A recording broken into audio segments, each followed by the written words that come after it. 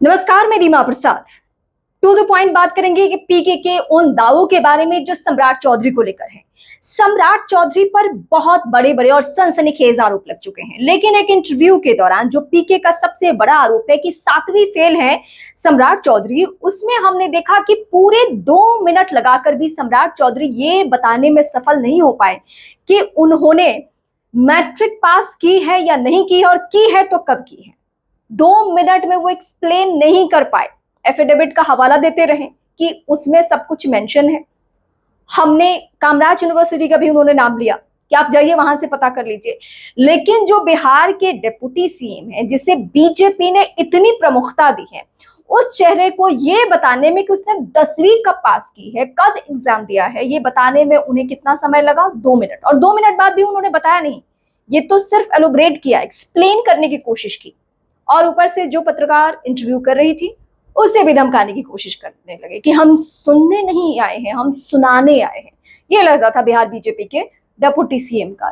लोग बिहार बीजेपी इसलिए कोट कर रहे हैं बार बार, बिहार के डेप्यूटी सीएम इसलिए नहीं कह रहे क्योंकि बीजेपी बहुत सारे मामलों पर दूसरे को लेकर हमलावर होती है, खासकर तेजस्वी यादव को लेकर। नवी फेल है, नवी फेल है, नवी फेल है। लेकिन बीजेपी ने जो बिहार के लोगों के माथे पर थोपा है जिस चेहरे को, उनके बारे में ये दावा किया जा रहा है कि वो तो 7वीं फेल है। बोर्ड एग्जाम तो उन्होंने दी ही नहीं है, 10वीं उन्होंने नहीं की है, और इसीलिए चौतरफा सवाल उठ रहा है।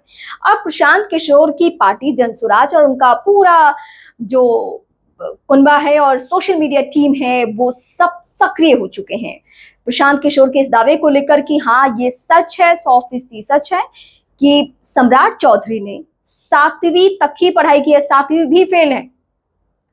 अब यह बिहार के वोटर्स के लिए किसी छलावे से कम नहीं है, जहां इस तरीके के राजनेताओं को तरजीह दी जाती है। ये चुनावी मैदान में जाते भी नहीं है कि इन्हें किसी मामले का डर हो। ये चोर दरवाजे से विधान परिषद के जरिए ये सत्ता की कुर्सी पर काबिज हो जाते हैं, और इस बार भी संभवतः ये चुनावी मैदान में होंगे नहीं, क्योंकि जिस तरीके से माहौल बन चुका है, कम से कम 3 से 4 राजनेता को तो बीजेपी किसी भी सूरत में टिकट नहीं देने वाली है, क्योंकि इन्हें पीके की पार्टी ने, जनसुराज ने और खासकर प्रशांत किशोर ने जैसे एक्सपोज किया है, उसके बाद तो आप दावे के साथ कह सकते हैं कि सम्राट चौधरी और बीजेपी को इसका नुकसान होना ही होना है। बहुत ज्यादा ना सही 2-3% भी वोट अगर इस मामले और इस एंगल से अगर कट जाए, क्योंकि प्रशांत किशोर के दावे के मुताबिक बिहार वो प्रदेश है जहां देश की तुलना में सबसे ज्यादा नोटा पर लोग बटन दबाते हैं। मतलब उन्हें जो 2 विकल्प है, महागठबंधन आरजेडी और बीजेपी जेडीयू गठबंधन एनडीए, इन दोनों पर से भरोसा उठ चुका है, और बीते 40 सालों से ही नहीं करा है।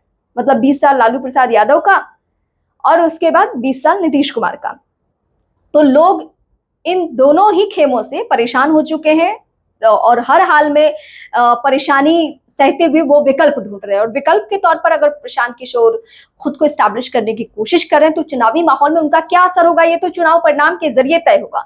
लेकिन ये भी सच है कि ना मौजूदा जो राजनेता है, जो मौजूदा सत्तासीन पार्टी है ना, उससे बिहार के लोग खुश हैं, और ना जो महागठबंधन खेमा है यानी आरजेडी प्लस कांग्रेस, उससे भी बिहार की पब्लिक खुश नहीं है।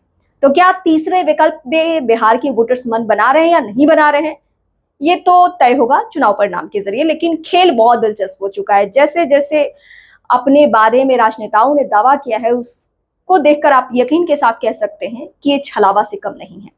अगर आप सम्राट चौधरी से जुड़ा हुआ कोई भी कमेंट करना चाहते हैं तो बेहिचक करिए, आप सवाल उठाना चाहते हैं तो बेहिचक उठाइए। अगले वीडियो में उस कमेंट को मैं जरूर पढ़ने की कोशिश करूंगी और आपके सवालों का जवाब देने की कोशिश करूंगी, क्योंकि मैं बिहार को बहुत बारीकी से इस वक्त चुनावी माहौल को ऑब्जर्व कर रही हूं और आपके सामने हर दिन खबरें लेकर आ रही हूं। तो मैं पूरी जिम्मेदारी से आपके सामने सम्राट चौधरी के एंगल से हर वो खबर आप तक पहुंचाऊंगी जो आपके जहन में कोई भी सवाल